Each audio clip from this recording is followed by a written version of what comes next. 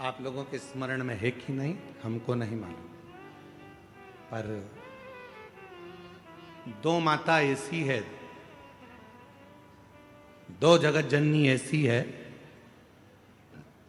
कि दुनिया का कोई भी व्यक्ति कितना भी टोना कर दे, चाहे दुनिया का कोई भी व्यक्ति कितनी भी विद्या कर दे, चाहे दुनिया का कोई भी तांत्रिक कोई विद्या करने वाला तुम्हारे ऊपर कितनी भी विद्या कर दे, दो देवी ऐसी है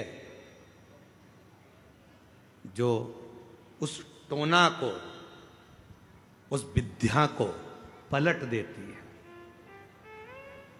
और यह हम नहीं कह रहे हैं, देवी भागवत कह रही है। देवी भागवत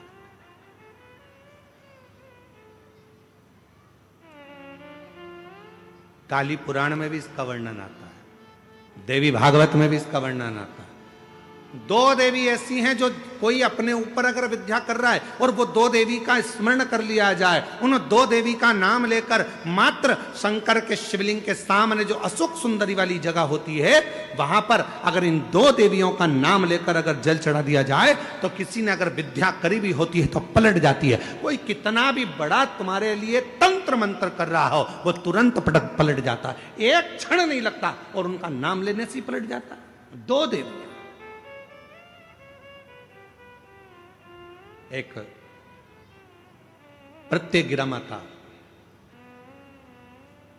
एक है प्रत्यगिरी माता और दूसरी है दंतेश्वरी माता, जिसका काली पुराण में विशेष वर्णन लिखा हुआ, जिसका देवी भागवत में वर्णन आता है। और महाराज प्रत्यगिरी माता का वर्णन स्वयं यहां तक, प्रत्यगिरा माता का वर्णन यहां तक अथर्व वेद में भी प्रत्यगिरी माता का वर्णन और दंतेश्वरी माता का स्मरण यहां तक अथर्व वेद में भी वर्णित किया गया प्रत्यगिरी माता का। काली पुराण में तो है, देवी भागवत में भी है। ये जो दो देवियां हैं, एक प्रत्यगिरी माता और दूसरी, जम के बोलो, दंतेश्वरी माता।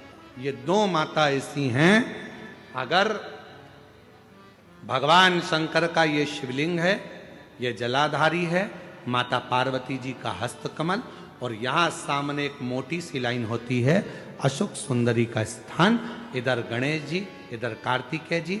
जब हम दक्षिण में खड़े होकर, उत्तर में मुख कर कर यहां खड़े होकर जब हम शिवलिंग पर जल चढ़ाते हैं और अपने जल के पात्र को थोड़ा सा आगे बढ़ाकर हम इस स्थान पर, अशोक सुंदरी के स्थान पर, इस यहां खड़े होकर जल चढ़ाते समय इस स्थान पर अपने पानी के लोटे को आगे बढ़ाते हैं और जल को यहां गिराते हैं। प्रत्यगिरी माता का नाम लेकर या मां दंतेश्वरी का नाम लेकर जब हम चढ़ाते हैं, आज दिन भर में अगर कोई ने भी हमारे ऊपर विद्या करी होती है, वो 2 मिनट के अंदर वो कटकर गिर जाती है और कोई असर नहीं हो पाता। दो मां, एक मां दंतेश्वरी, एक प्रत्यगिरी। कौन है ये प्रत्यगिरी माता?